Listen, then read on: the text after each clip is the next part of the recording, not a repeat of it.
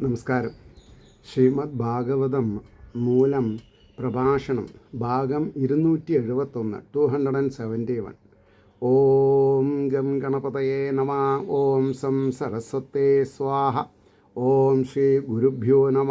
ഓം ശ്രീ രംഗനാഥശർമ്മണേ നമ. നാരായണ നാരായണ നാരായണ നാരായണ നാരായണ നാരായണ നാരായണ നാരായണ നാരായണ നാരായണ നാരായണ. ഓം ശ്രീകൃഷ്ണാർപ്പണമസ്തു. ഓം ശ്രീകൃഷ്ണായ പരബ്രഹ്മണേ നമ. ഓം ശ്രീകൃഷ്ണായ പരമാത്മനേ നമ. ഹരേ രാമ രാമ രാമ ഹരേ ഹരേ, ഹരേ കൃഷ്ണ കൃഷ്ണ കൃഷ്ണ ഹരേ ഹരേ. ഓം ശ്രീ രുക്മിണി സത്യഭാമ സമേത ശ്രീ ഗോപാലകൃഷ്ണസ്വാമിനേ നമ. ശ്രീമദ് ഭാഗവതം തൃതീയ സ്കന്ധം അധ്യായം 21 46 ശ്ലോകം പറയണം. 46 47 ശ്ലോകം ഒപ്പം പോവും അർത്ഥം പറയേണ്ട സൗകര്യത്തിന്. 46 ശ്ലോകത്തിൽ 3 വരിയും 47 2 വരിയും, അങ്ങനെ 5 വരിയുടെ അർത്ഥം പറയാം, വാക്കാർത്ഥം ഉണ്ടാവും. വിദ്യോതമാനം ബവുഷാ തപസ്യുഗ്രയുജാചിരം ന അധിക്ഷാമം ഭഗവതാ സ്നിഗ്ധാപാംഗാവലോകനാത് തദ്വ്യാഹൃതാമൃതകലാപീയൂഷശ്രവണേന ചാം പ്രാംശും പത്മഫലാശാക്ഷം ജടിലം ചീരവാസസം ഉപസംസൃത്യ മലിനം യഥാർഹണമസംസ്കൃതം. ഇതാണ് ശ്ലോകം. അതിന് തപസ്സിൽ കഠിനമായ യോഗത്തോടു കൂടിയ ശരീരം കൊണ്ട് വിശേഷേണ ശോഭിക്കുന്നവനും ഭഗവാന്റെ സ്നേഹയുക്തമായ കടക്കൊണ്ടുണ്ടായ നോട്ടം ഹേതുവായിട്ടും ഭഗവാന്റെ സംഭാഷണമാകുന്ന ചന്ദ്രനിൽ, അതായത് സുശീതളം ആണ് ഉണ്ടാവുക.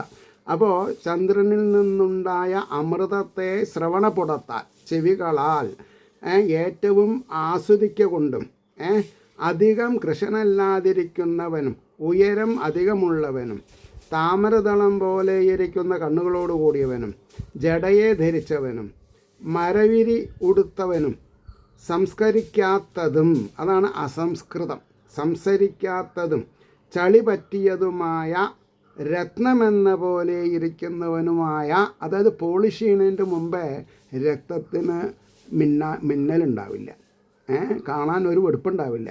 പക്ഷെ അത് പോളിഷ് ചെയ്യുമ്പോൾ കട്ട് ചെയ്തിട്ട് പോളിഷ് ചെയ്യണം, അപ്പോഴാണ് രത്നമാവണത്. അപ്പോൾ മുനിയെ അരികത്ത് ചെന്നിട്ട് കണ്ടു. ആരെ? ആദിമ മനു. ഇനി അതിൻ്റെ ഭാവാർത്ഥാണ് പറഞ്ഞത്. സ്വയംഭുവ മനു കാണുന്ന സമയത്തിൽ കർദമ പ്രജാപതി എങ്ങനെയായിരുന്നു, കർദമ പ്രജാപതിയുടെ ആകൃതി ഏതു വിധമായിരുന്നുവെന്ന് 2.5 ശ്ലോകം കൊണ്ട് വിവരിക്കുന്നു. അതാണ് 3, 2, 5 വരി എന്ന് പറയാൻ കാരണം. ഉഗ്രമായ തപസ്സിൽ നിഷ്ഠയോടെ ഇരിക്കുന്നത് കൊണ്ട് സിദ്ധിച്ച കാന്തി വിശേഷമുള്ള ശരീരത്തിനാൽ, കാന്തി ആരെയും അട്രാക്റ്റ് ചെയ്യും. കാരണം എന്താ? തപസ്സിൻ്റെ ഫലമാണത്. അധികം ശോഭിച്ചിരുന്നു. തപസ് നിമിത്തം ശരീരം കൃശമായിട്ടുണ്ടെങ്കിലും സ്വയംഭൂ മനു കാണുന്ന അവസരത്തിൽ അതികൃശമായിരുന്നില്ല. എന്തുകൊണ്ടെന്നാൽ സ്നേഹസൂചകമായ ഭഗവാന്റെ കടക്കണ്ണുകൊണ്ടുള്ള നോട്ടം ആ ശരീരത്തിൽ വ്യാപിച്ചതുകൊണ്ടും ഭഗവാന്റെ അനുഗ്രഹരൂപമായി ചെയ്ത സംഭാഷണമാകുന്ന പൂർണ്ണചന്ദ്രൻ്റെ അമൃതസമാനമായ രസത്തെ, അതായത് വേദാന്ത സത്യങ്ങളെ ശ്രോത്രപുടത്താൽ ആസ്വദിച്ചതുകൊണ്ടും കുറേ പുഷ്ടിയെ പ്രാപിച്ചിരുന്നു. ഉന്നതമായ ദേഹവും താമരതളം പോലെ മനോഹരമായ നേത്രങ്ങളും ഉള്ളവനും ജടാവൽക്കലങ്ങളെ ധരിച്ചിരിക്കുന്നവനുമായ കർദമ മുനിയെ അരികത്ത് ചെന്ന് കണ്ടു. ആ കരത്തിൽ നിന്നെടുത്തതും വേണ്ടതുപോലെ കടഞ്ഞു ചളി കളിയാത്തതുമായ ഒരു മഹാരത്നത്തോട് ആ കർദമ മുനിയെ സാദൃശ്യപ്പെടുത്താം എന്നാണ് ആ സമയത്ത് സ്വയംഭൂമനുവിനുണ്ടായ വിചാരം. പുത്രിക്ക് സർവദാ സദൃശനായ, യോജിച്ച എന്നുള്ളർത്ഥം, വരൻ തന്നെ എന്ന് സംതൃപ്തി ദർശന മാത്രത്താലുണ്ടായെന്ന് സൂചിപ്പിക്കുന്നു. ഒരാളെ കാണുമ്പോൾ തന്നെ തനിക്ക് വീഴ്ചയ്ക്ക് പറ്റിയതാണ് എന്നൊരു തോന്നലുണ്ടായാൽ തന്നെ അത് ശുഭസൂചകമാണ്. മനസ്സിലായില്ലേ? ഇനി 48 ശ്ലോകം നോക്കുക. അധോടജമുപായാതം നൃദേവം പ്രണതം പുരാ സപര്യയാ പര്യഗൃണ്ണാത് പ്രതിനന്ദ്യാനുരൂപയാ. അതാണ് ശ്ലോകം. അനന്തരം പർണശാല പ്രാപിച്ചും, അതായത് അദ്ദേഹത്തിൻ്റെ പർണശാലയിൽ എത്തി മുൻഭാഗത്തിൽ നമസ്കരിച്ചുമിരിക്കുന്ന ചക്രവർത്തിയെ, അതായത് അല്ലേ ആ നാട്ടിൽ പിന്നെ ഭാരതത്തിലെ ചക്രവർത്തിയാണല്ലോ. അപ്പോൾ നമസ്കരിച്ചിരിക്കുന്ന ചക്രവർത്തിയെ ആശീർവദിച്ച ശേഷം ഉചിതമായ സൽക്കാരത്താൽ പരിഗ്രഹിച്ചു. ഇനി അതിൻ്റെ ഭാവാർത്ഥം. പർണശാലയിൽ പ്രവേശിച്ച ശേഷം തൻ്റെ മുമ്പിൽ നമസ്കരിച്ച ആദിരാജാവായ സ്വയംഭുവമനു ആശീർവാദങ്ങൾ ചെയ്ത് അഭിനന്ദിച്ച ശേഷം ആ മഹാരാജാവിൻ്റെ സ്ഥിതിക്ക് അനുസരിച്ചതായ സൽക്കാരത്താൽ അദ്ദേഹത്തെ സ്വീകരിച്ചു. As it is. 49. ഗൃഹീതാർഹണമാസീനം സംയതം പ്രണയൻ മുനി സ്മരൻ ഭഗവതാദേശം മിഥ്യാഹശ്ലഷ്ണയാങ്കിരാം. സൽക്കാരത്തെ സ്വീകരിച്ചും ഇന്ദ്രിയങ്ങളെ അടക്കിയും ഇരിക്കുന്ന രാജാവ് വളരെ കേമനാണ്, സന്തോഷിപ്പിക്കുന്നവനായിട്ട് കർദമമുനി ഭഗവാന്റെ ആജ്ഞയെ ഓർത്തുകൊണ്ട് മൃദുലമായ വാക്കിനാൽ ഇങ്ങനെ പറഞ്ഞു. ഇങ്ങനെ ചോദിച്ചു എന്ന് വേണമെങ്കിൽ പറയാം. എന്താ അത്? സൽക്കാരം സ്വീകരിച്ചും വിനയത്തെ പ്രകാശിപ്പിച്ചും കൊണ്ടിരിക്കുന്ന രാജാവിനെ സന്തോഷിപ്പിക്കുവാൻ ഭഗവാന്റെ ആജ്ഞയെ സ്മരിച്ചുകൊണ്ട് കർദമ പ്രജാപതി മധുരവും മൃദുവുമായ വാക്കുകളെ ഉപയോഗിച്ച് ഈ വിധം സംഭാഷണത്തിൽ ഏർപ്പെട്ടു. 50 ശ്ലോകം ശ്രദ്ധിക്കുക. നൂനം ചക്രമണം ദേവാ സദാം സംരക്ഷണായത്തെ വധായ ച അസദാം യത്വം ഹരേ ശക്തിർഹി പാലിനി. രാജൻ, അതായത് ചക്രവർത്തി എന്നുള്ള അർത്ഥത്തിൽ, അങ്ങയുടെ സഞ്ചാരം സത്തുക്കളുടെ പരിപാലനത്തിനായി കൊണ്ടും അസത്തുക്കളുടെ വധത്തിനായി കൊണ്ടും തന്നെ. എന്തുകൊണ്ടെന്നാൽ അങ്ങ് ഹരിയുടെ, സാക്ഷാൽ ശ്രീഹരിയുടെ പരിപാലനം ചെയ്യുന്ന ശക്തിയാണല്ലോ. രാജാവ് ഭഗവാന്റെ സ്വരൂപം എന്നാണ് പറയുക. 64 കലകളുള്ള ആളായിരിക്കണം എന്നാണ് ഒരു നിർബന്ധമൊക്കെ ഉണ്ട്. അപ്പോൾ അതിൻ്റെ ഭാവാർത്ഥം, അല്ലയോ മഹാരാജാവേ, അങ്ങ് സഞ്ചരിക്കുന്നത് സദാചാരത്തിൽ ഉറച്ചിരിക്കുന്ന സജ്ജനങ്ങളെ പരിചരിപ്പാനും, എല്ലാം നേരാക്കി തരാമെന്നല്ല, എല്ലാം നേരാക്കി കൊടുക്കുകയാണ്. പറയേണ്ട ആവശ്യമില്ല. എല്ലാം നേരാക്കി തരാം അങ്ങനെ ഉണ്ടല്ലോ, അത് ശരിയല്ല. അപ്പോൾ എത്ര പ്രാവശ്യം രാജാവായാലും അങ്ങനെ ഉണ്ടല്ലോ, ആൾക്കാർക്ക് വിശ്വാസം ഇല്ലാതെ കണ്ടായാൽ പിന്നെ ഹരിയുടെ പ്രതിരൂപ എന്ന് പറഞ്ഞിട്ട് വല്ല കാര്യമുണ്ടോ? ഇല്ല. അപ്പോൾ സജ്ജനങ്ങളെ പരിചരിപ്പാനും ദുരാചാരത്തിൽ ഏർപ്പെട്ടിരിക്കുന്നവരെ ശാസിപ്പാനും വേണ്ടിയിട്ട് തന്നെ. ഇതാണ് നമ്മൾ ഒരു പദവിയിലിരിക്കുമ്പോൾ അവശ്യം മനസ്സിലാക്കേണ്ടത്. അപ്പോൾ പദവിയിൽ ഇരുന്നിട്ട് പിന്നെ ഇതൊന്നും പഠിക്കാൻ പറ്റില്ല. അപ്പോൾ എൻ്റെ അഭിപ്രായത്തിൽ irrespective of ladies or gents, അങ്ങനെ പറയാം, സ്ത്രീ പുരുഷ വ്യത്യാസം ഇല്ലാണ്ട് എല്ലാവരും 6, 8, 10, 12 വയസ്സിൻ്റെ ഉള്ളിൽ ഭാഗവതം പഠിച്ചിരിക്കണം. എന്നാൽ സംശുദ്ധമായ രാഷ്ട്രബോധമുള്ള രാഷ്ട്രീയക്കാരെ നമുക്ക് തിരഞ്ഞെടുക്കാൻ പറ്റും. ഇപ്പോൾ സംശുദ്ധമല്ല, അതാണ് പ്രശ്നം. അപ്പോൾ പറഞ്ഞു എന്തുകൊണ്ടെന്നാൽ അങ്ങ് സർവ്വലോകങ്ങളെയും സംരക്ഷിക്കുന്ന ശ്രീഹരിയിലിരിക്കുന്ന പരിപാലന ശക്തിയുടെ സ്വരൂപഭൂതനാണല്ലോ. പ്രജകളുടെ ക്ഷേമാന്വേഷണത്തിന് വേണ്ടിയിട്ട് തന്നെയാണ് അങ്ങയുടെ സഞ്ചാരം എന്ന് പറയാതെ തന്നെ ഞാൻ ധരിച്ചിരിക്കുന്നു. അങ്ങ് പറയേണ്ട ആവശ്യമില്ല, എനിക്ക് മനസ്സിലായിട്ടുണ്ട്. സഞ്ചാരാവശ്യം എന്താണെന്ന് ചോദിപ്പാൻ എനിക്ക് അവകാശമില്ല എന്ന് സാരം. അപ്പോൾ അങ്ങ് ഇവളെ എന്തിനു വേണ്ടിയിട്ട് വന്നു എന്നുള്ളത് ചോദിക്കരുത്, എന്തിനാ വന്നതെന്ന് ചോദിക്കരുത്. അത് വന്ന ആളെ കൊണ്ട് പറയിപ്പിക്കാനുള്ള ഡീസൻസി ഉണ്ടാവണം. എനിക്ക് പോകാൻ വഴി എന്താ വെച്ചാൽ വന്ന കാര്യം പറയൂ, അങ്ങനെ ചോദിക്കരുത്. വന്ന ആൾ അതിഥി ദേവോ ഭവ, ദേവനാണെന്നുള്ള ഭാവത്തിൽ അവർക്ക് അറിയിക്കുന്ന ബഹുമാനം കൊടുക്കണം. ഇനി 51-ാമത്തെ ശ്ലോകം. യ അർക്കേന്ദു അഗ്നീന്ദ്രവായുനാം യമധർമ്മ പ്രചേതസാം രൂപാണി സ്ഥാന ആധൽസേ തസ്മൈ ശുക്ലായതേ നമാം. രക്ഷയുടെ ആവശ്യത്തിനായിട്ട്, രക്ഷയുടെ ആവശ്യത്തിനായിട്ട് യാതൊരുവൻ സൂര്യൻ, ചന്ദ്രൻ, അഗ്നി, ഇന്ദ്രൻ, വായു ഇവരുടെയും യമധർമ്മനല്ല യമൻ ധർമ്മൻ, രണ്ടാൾക്കാരാണ്. യമൻ ധർമ്മൻ പ്രചേതസ് ഇവരുടെയും രൂപങ്ങളെ ധരിക്കുന്നുവോ? ആരെ? രാജാവ്.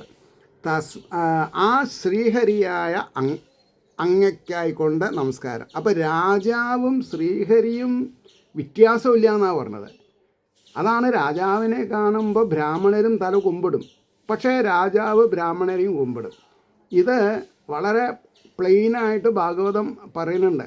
പരീക്ഷിത്ത് മഹാരാജാവ് നായാടി ക്ഷീണിച്ച് പൈതാഹം തീർക്കാൻ വേണ്ടി അടുത്ത് കണ്ട ഒരു പർണശാലയിലേക്ക് കയറിയെന്നും അവിടെ ശമീഹ മഹർഷി തപസ്സനുഷ്ഠിക്കുന്നതിൻ്റെ വൈഭവം പൈതാഹമാകുന്ന മായയാൽ ആശ്ലേഷിക്കപ്പെട്ട പരീക്ഷിത്ത് മഹാരാജാവിന് മനസ്സിലാവാതെ കണ്ടിരുന്നൊരു സമയത്ത് ഭഗവാന്റെ ഒരു ലീലയാണത്. കാരണം എന്താ? ഭാഗവതത്തിൻ്റെ മാഹാത്മ്യം ശുഖബ്രഹ്മമഹർഷിയാൽ പറയപ്പെട്ട് അത് കേട്ട് തന്നാൽ പരിരക്ഷിച്ച പരീക്ഷിത്ത് എന്നുള്ള പേര് കൊടുത്തിട്ടുള്ള പരീക്ഷിത്ത് മഹാരാജാവിന് ഉയർത്തണം. അതിന് വേണ്ടിയിട്ടാണ് ഈ ലീല ആടിയിട്ടുള്ളത്. ഇതാണ് അതിൻ്റെ. അപ്പോൾ അദ്ദേഹം പറയുന്നുണ്ട്, രാജാവിനെ ഒരിക്കലും പ്രജകൾ ചീത്ത വിളിക്കുകയോ ശപിക്കുകയോ പാടില്ല. അത് മനസ്സിലാക്കിയാൽ ഇത് പെട്ടെന്ന് മനസ്സിലാവും. അല്ല, അത് മനസ്സിലാക്കിയില്ല, ഇത് മനസ്സിലാക്കിയാൽ അത് കണക്ട് ചെയ്യാൻ സാധിക്കണം. അപ്പം ഇനി അതിൻ്റെ ഭാവാർത്ഥമാണ് 51-ൻ്റെ. എന്താ? മനുവിൽ സ്ഥിതി ചെയ്യുന്ന വൈഷ്ണവ തേജസ്സിനെ കർദമൻ നമസ്കരിക്കുന്നു. ഇപ്പോൾ യജ്ഞാചാര്യൻ എന്നുള്ള നിലയ്ക്ക് ഞാൻ ഇത് കേൾക്കുന്ന എത്ര ശ്രോതാക്കളാണെങ്കിലും ശരി, മനസ്സുകൊണ്ട് ഞാൻ അവരെ നമസ്കരിക്കും. കാരണം എന്താ? അവർ ശ്രോതാക്കളാണെങ്കിലും ഇത് കേട്ടുവോ പ്രയോഗശാസ്ത്രത്തിൽ കൊണ്ടുവന്നു എന്ന് ഞാൻ നോക്കേണ്ട ആവശ്യമില്ല. അവരിലൊക്കെ ആത്മാവുണ്ട്. ആത്മാവ് ബ്രഹ്മസ്വരൂപനാണ്. അതിനെ എനിക്ക് നമസ്കരിക്കാണ്ടിരിക്കാൻ പറ്റില്ല. അപ്പോൾ ഇത് പറയണത് കേട്ട് എന്നെ അപ്രീഷിയേറ്റ് ചെയ്യണവരും അപ്രീഷിയേറ്റ് ചെയ്യാൻ സാധിക്കാത്തവരെയും ഒരേപോലെ ഞാൻ നമസ്കരിക്കും. കാരണം എനിക്കറിയാം എല്ലാവരിലും ആത്മീയ ചൈതന്യം ഒരുപോലെ ഉണ്ട് എന്നുള്ളത്. പിന്നെ ഓരോരുത്തരുടെ ഇൻഡപ്റ്റഡ്നെസ് ടുവേർഡ്സ് ഗോഡ്, അതായത് ഈശ്വരനോടുള്ള കൃതജ്ഞത എത്രത്തോളം ഉണ്ട് അതിനനുസരിച്ചിട്ടാണ് മനസ്സിലാവൽ.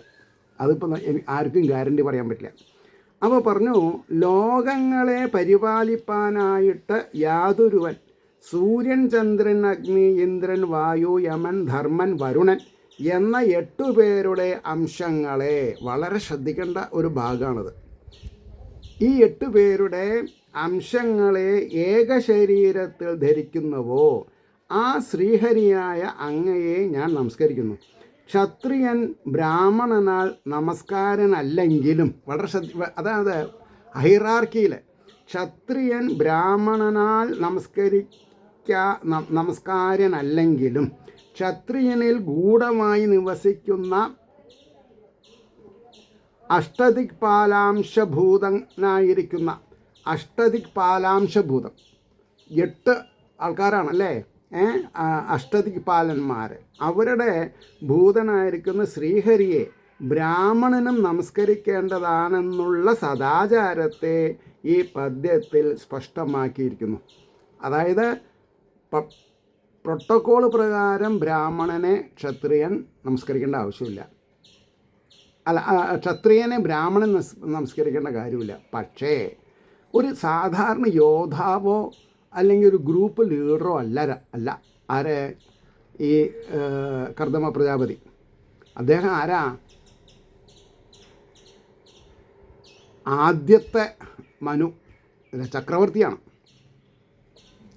അപ്പോൾ അദ്ദേഹത്തിനെ തപസ്സനുഷ്ഠിച്ചിട്ടുള്ള ആളാണെങ്കിലും ബ്രാഹ്മണൻ എന്ത് ചെയ്യണം? രാജാവിൻ്റെ 64 കലകളെ ശ്രേഷ്ഠമാക്കി കണ്ട് നമസ്കരിക്കണം. അതാ പറഞ്ഞതിൻ്റെ താല്പര്യം. ഇനി 52, 53, 54, 55 4 ശ്ലോകങ്ങൾ ഒന്നായിട്ട് പോകും. ന യഥാരഥമാസ്തായ ജൈത്രം മണിഗണാർപ്പിതം വിസ്ഫൂർജണ്ഡഗോദണ്ഡോ രഥേന ത്രാസയന്നഘാൻ സ്വസൈന്യചരണക്ഷുണ്ണം വേപയന്മണ്ഡലം ഭുവ വികർഷൻ ബൃഹതീം സേനാം പര്യടൻസ്യം ശുമാനിവ തദൈവ സേതവ സർവേ വർണ്ണാശ്രമനിബന്ധന ഭഗവത് രചിതാരാജൻ വിദ്യേരൻ ഭദ ദസ്യുഭി അധർമ്മശ്ച സമേധേദ ലോലുഭൈർവ്യങ്കുശൈർനൃഭി ശയാനേ ത്വയി ലോകോ അയം ദസ്യുഗ്രസ്തോ വിനക്ഷ്യതി. ഇതാണ് 4 ശ്ലോകങ്ങൾ. അതിൻ്റെ വാക്കാർത്ഥം എങ്ങനെയാണ്?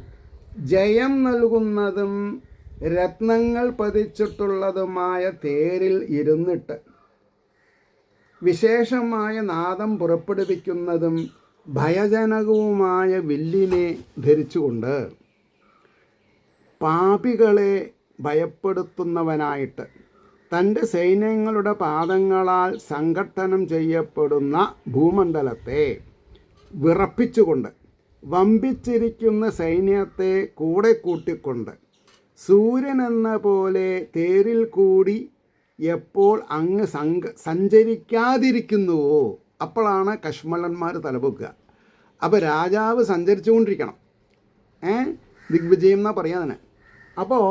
അപ്പോൾ തന്നെ ഹേ രാജാവേ, വർണ്ണാശ്രമങ്ങളിൽ പ്രതിഷ്ഠിച്ചിരിക്കുന്നതും ഭഗവാനാൽ നിശ്ചയിക്കപ്പെട്ടതുമായ സകല മര്യാദകളും, ഈ മര്യാദാ പുരുഷോത്തമൻ എന്ന് പറഞ്ഞത് ശ്രീഹരിനെയാണ്.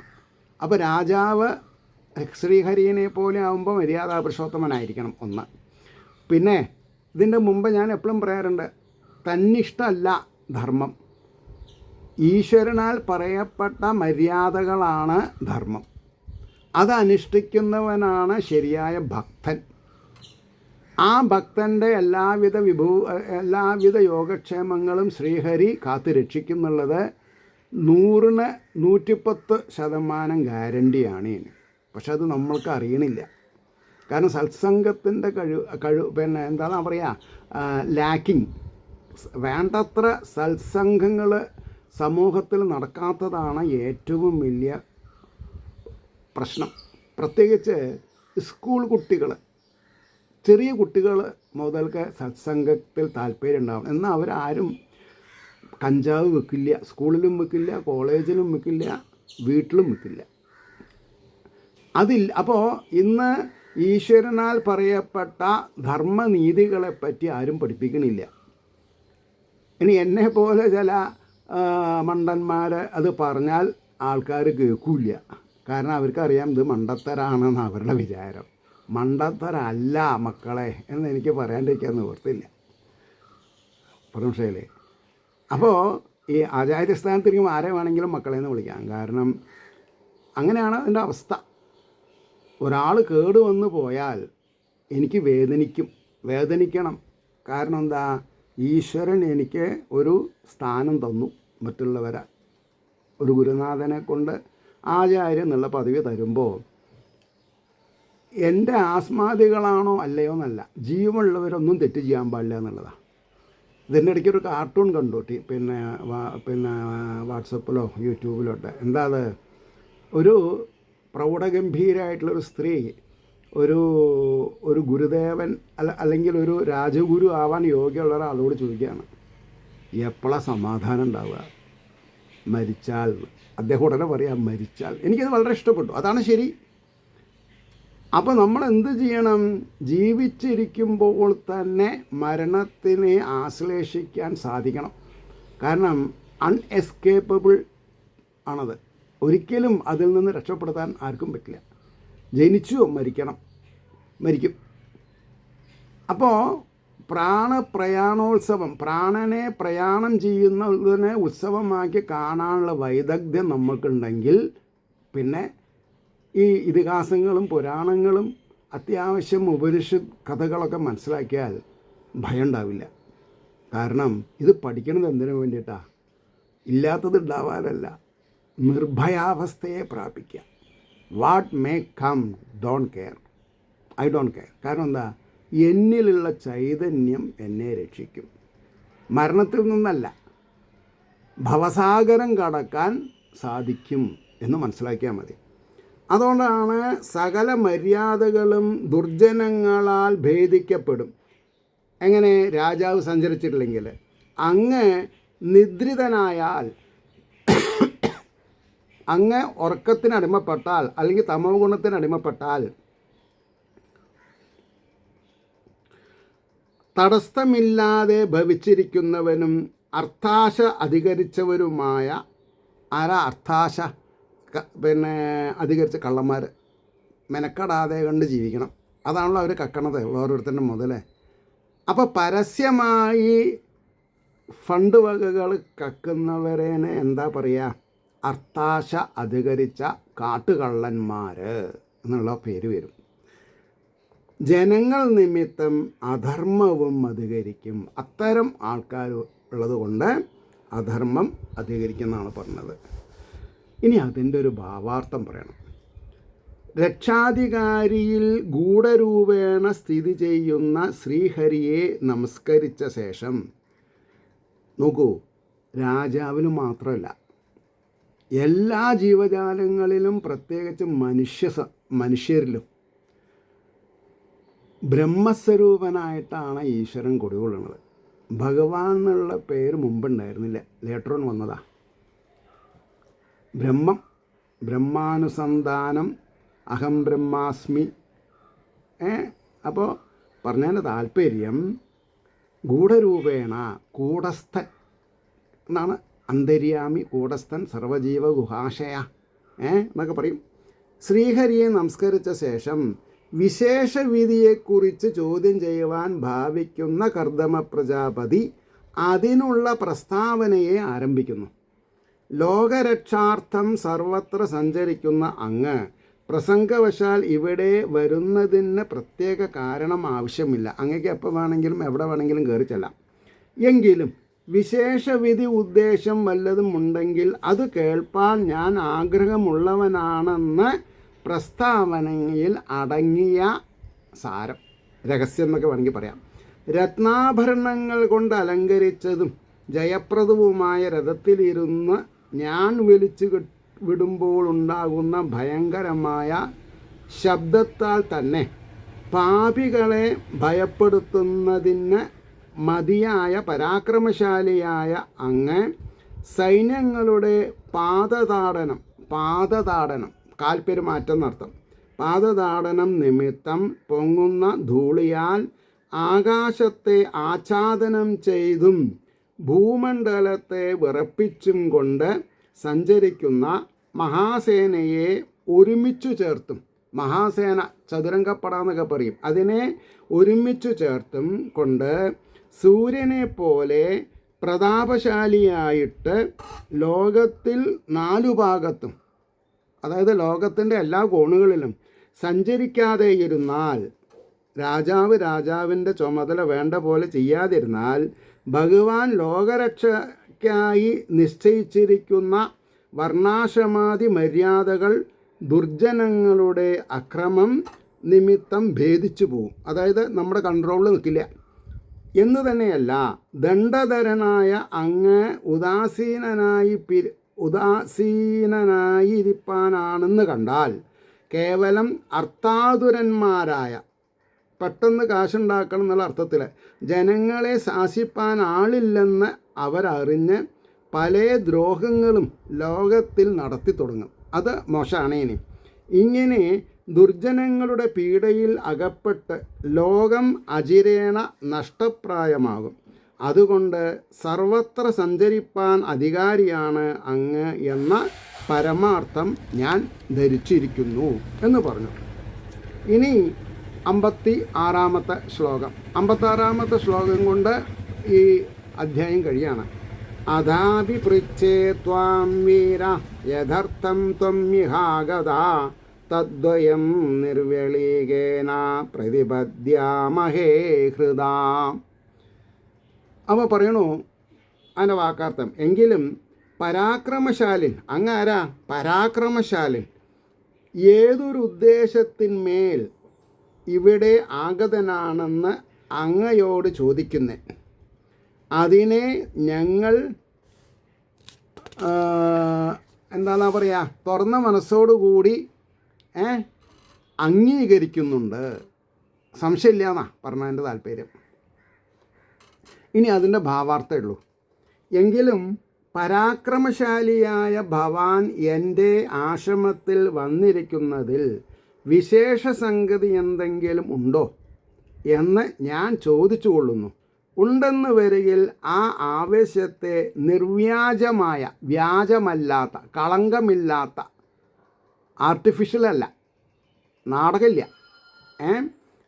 ആവശ്യത്തെ നിർവ്യാജമായ മനസ്സോടുകൂടെ അംഗീകരിപ്പാൻ ഒരുക്കമുള്ളവരാണ് ഞങ്ങളെന്ന് ധരിപ്പിക്കുകയും ചെയ്യുന്നു. ഇതി ശ്രീമദ് ഭാഗവതേ മഹാപുരാണേ തൃതീയ സ്കന്ധേ മോക്ഷസർഗനിരൂപണ പ്രകരണേ കർദമതപ ആദിനിരൂപണം നാമ ഏകവിംശോऽധ്യായഃ. സർവത്ര ഗോവിന്ദനാമ സങ്കീർത്തനം. ഗോവിന്ദ ഗോവിന്ദ. ഇനി നമ്മൾക്ക് തൃതീയ സ്കന്ധത്തിൽ 22-ാം അധ്യായമാണ്. അത് നമ്മൾക്ക് നാളെ പറയാം. ഏവർക്കും ശ്രീഹരിയുടെ അനുഗ്രഹാശിസ്സുകൾ നിർലോഭമുണ്ടാവട്ടെ എന്ന് പ്രാർത്ഥിക്കുകയും അതോടുകൂടി ഓരോരുത്തരുടെയും സമഗ്രമായ പ്രാർത്ഥന ലോകാ സമസ്ത ശ്രീനോ ഭവന്തു ആയിരിക്കട്ടെ. അത് പ്രീതിജനകമായിട്ട് ഈശ്വരന് ചെയ്യുന്നൊരു പൂജയായിട്ട് തീരും എന്ന് സ്മരിച്ചുകൊണ്ട് വാക്കുകൾ ഉപസംഹരിക്കുന്നു. നാളെ കാണാം. നമസ്കാരം.